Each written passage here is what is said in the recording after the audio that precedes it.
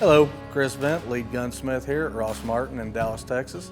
Just wanted to take a couple seconds to talk about firearm safety before we get into this next video. A large number of negligible discharges happen during routine maintenance, and these can all be prevented if we just follow the basic firearm safety rules. Rule number one, there's no such thing as an unloaded gun. And what that really means is that every gun should be treated as if it's loaded. Rule number two, never point at something that you don't want to shoot. This is going to ensure that even if a negligent discharge does happen, no one's going to be injured if that were to happen. Rule number three, keep your finger off of the trigger until you're ready to fire the gun. This applies for maintenance as well as shooting. Rule number four, know your target and what's beyond. Always make sure that you're pointing at a surface that will stop the bullet. So with those rules in mind, today I'm going to be walking you through a deeper disassembly of the handgun so you can do a detailed cleaning at home.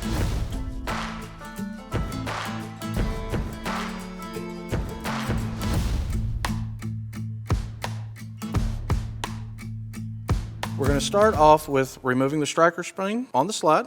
To do that, you are going to take a tapered punch and you're looking to get behind the striker and depress the actual shroud of it. I like to use the cutout in the frame.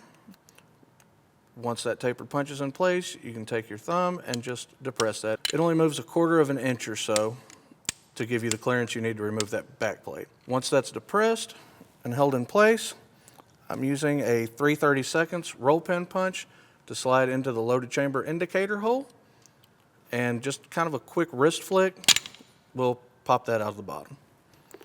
Once your back plate is removed, you can take out your tapered punch, and the striker comes out as a complete assembly. There's really no need to take this apart to clean it. You can access everything you need to from here. Just give it a wipe down, inspect the spring and the cups, and make sure that everything is still a unit there. Reassembly is the same in reverse. Striker assembly slides right back into its channel, fully depressed, and then your back plate will actually depress that shroud the rest of the way, and then it slides up into place. Once you're in place, you want to push that the rest of the way, and you'll hear a small click that lets you know everything is set. From there, we'll take out the trigger assembly, make sure the gun's unloaded,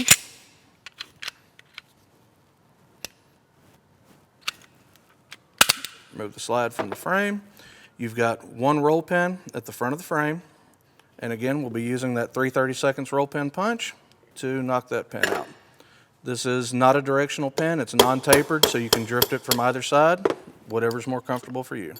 At this point, we're going to grab a small flathead screwdriver. There is a relief cut on both sides of the locking block, and your flathead screwdriver will go in. Quick twist to the rear. That exposes the locking block cutout that flathead will go into, and you can pry the locking block straight up.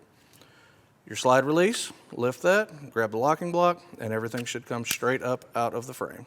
So your trigger assembly comes out whole, and there's really no need to break this down any further than this. As a matter of fact, we recommend that you don't. What we'll do, take a rag, wipe off any debris that you see. You can take a nylon brush and clean out any of those carbon deposits that you run across. This is a pretty clean example. Like, take a little bit of CLP, give a spray inside on the spring, and where everything is rotating on that axle, work that in, make sure everything's broken out, wipe it off as well as you can. And we like to take a little bit of compressed air and blow the rest of that CLP out before you go back and re-lube everything. You want to make sure that you get lube on the axle pin where it's running through the assembly. Everything in here rotates on that, and making sure that it's lubed just ensures that you get a nice smooth trigger pull. To reinstall, so you have this leg at the rear of your trigger bar, and you'll want to take your thumb and depress this sear. That will move everything back just a little bit and give it the space it needs to set inside.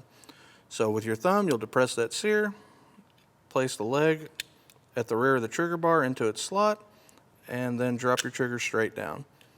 Your trigger axle has a relief cut on either side of the frame that it can slip into.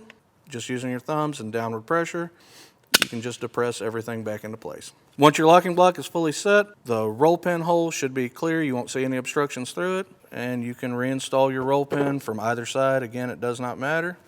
You'll want to use a hard plastic hammer to avoid deforming your roll pin. Set that in place, your 3/32 roll pin punch, and you'll set that in about 1/8 of an inch. reinstall the slide, and you're all finished up with reassembling your pistol.